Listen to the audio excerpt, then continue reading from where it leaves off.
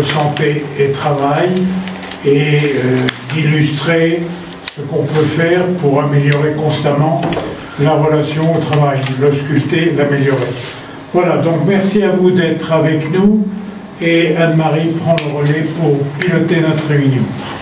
Eh ben merci à vous tous et avec une première consigne comme d'habitude qui est est-ce que vous pouvez, pardon c'est pas très sympathique de commencer par vous demander de la fermer mais en gros c'est à peu près ça, c'est couper vos micros et vos caméras et aussi pour qu'on ait une meilleure bande passante plus tard. Et donc voilà, donc bienvenue à vous tous et effectivement l'une des lignes de fond de notre cercle entreprise et santé c'est depuis eh bien disons 2007 déjà d'être sur à la fois l'évolution et la prospective de la relation au travail, dans son impact sur les questions de santé et de santé globale, notamment via, tiens, ça couine partout, notamment via l'innovation. Alors, la question de la pénibilité et de l'usure professionnelle, je dirais que ça fait un petit bout de temps qu'on tourne autour, avec des incertitudes et des questions sémantiques dont on va voir tout à l'heure que c'est important justement de les éclairer, pas seulement en sémantique, mais aussi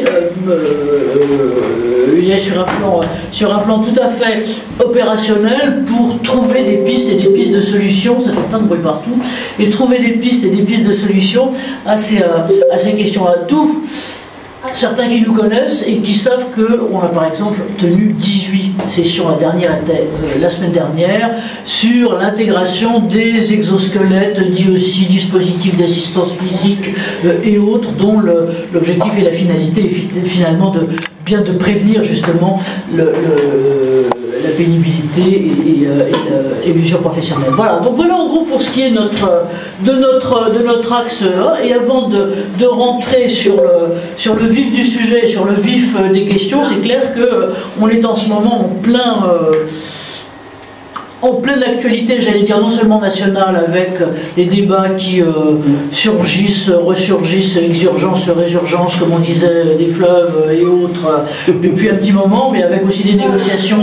Et donc, il y a ça, mais aussi à un niveau international, donc avec, par exemple, je prends une étude qui a sorti Bain, le cabinet international, il n'y a pas très longtemps, et qui dit, je rentre tout de suite les pieds dans le plat, et qui dit, à horizon de 2030, on va avoir, au moins dans les pays dit et que l'économie avancée, 150 millions de jobs qui devront de près ou de loin être tenus par ce qu'on appelle des older workers, mais en tout cas globalement des plus de 55 ans, parce que ce sont des emplois qui sont à tenir, qu'on est en tension sur nombre de métiers, et voilà.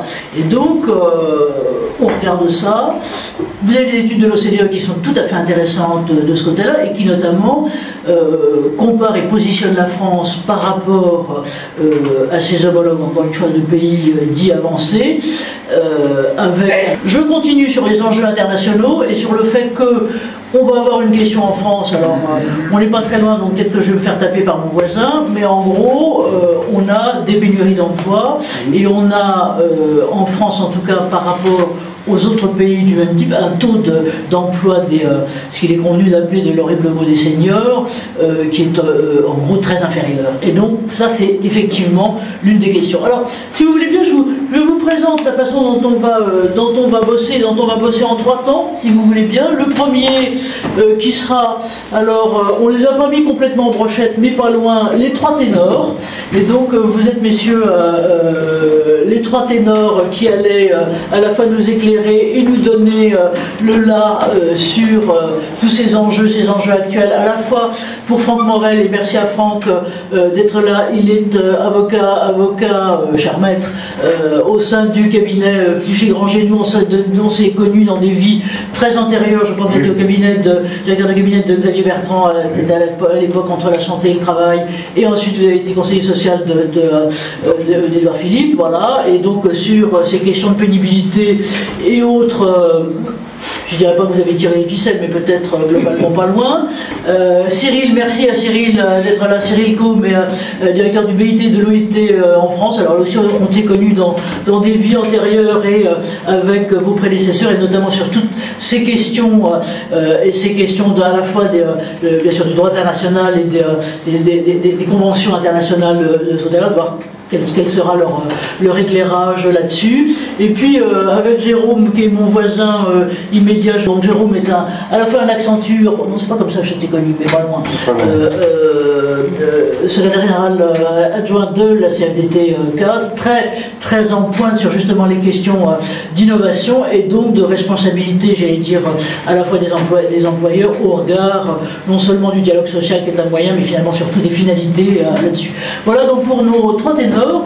Et ensuite, deuxième temps, on aura cette fois-ci ce qui nous est cher à nous au cercle dans le sens du terrain, dans les UX forums que l'on monte, c'est non pas un, mais des éclairages. Alors là, 3 aussi pour être équilibré, des éclairages de terrain, avec ce qui est notable, alors pardon de faire marcher non seulement la solidarité féminine, donc on aura 3 témoins, pardon messieurs, 3 témoins qui sont aussi des grandes actrices et des grandes responsables en matière de sécurité et en matière de prévention, puisque l'axe prévention est celui qui nous intéresse. Et donc, d'une part avec Monique Kwiatkowski qui est là, elle est dans le coin, mais méfions-nous, elle est tout à fait présente, donc elle s'occupe des questions j'allais dire, de prévention, et précisément de prévention d'usure professionnelle et de pénibilité au sein de la SNCF, sur lequel vous nous expliquerez comment les choses se sont justement accélérées avec l'impact de la loi retraite et la façon dont les choses ont évolué. Donc merci à Monique d'être là. Puis on a, qui doit être loin au Finistère, c'est ça eh ben non, elle n'est pas affichée, mais on ne va pas tarder à la voir. Merci Justine d'être là. Donc Justine, ce est responsable HSE d'un établissement qui s'appelle de Mère Alliance, qui est, je pense, maintenant une entité de taille union, donc groupe international, mais avec, j'allais dire, des questions et des enjeux qui sont aussi très très liés aux difficultés et aux enjeux propres d'un bassin d'emploi qui est comme toujours avec des métiers en tension, des métiers importants et des métiers industriels. Donc merci à Justine d'être là. Et puis Marianne, que vous voyez, pour nous elle s'affiche juste à côté. Merci Marianne Grangeret d'être là. Et je dirais que finalement toutes ces questions qu'on traite, qu'on va traiter d'usure et de pénibilité, c'est comment adler au-delà du subjectif, comment pouvoir mesurer l'ensemble. Et donc j'allais dire que Marianne est une des grandes prêtresses novatrices justement de la mesure et des mesures à la fois musculaires, articulaires et autres de ce que sont les effets directs de la pénibilité. Voilà. Et donc merci à vous. Donc je vous propose, et peut-être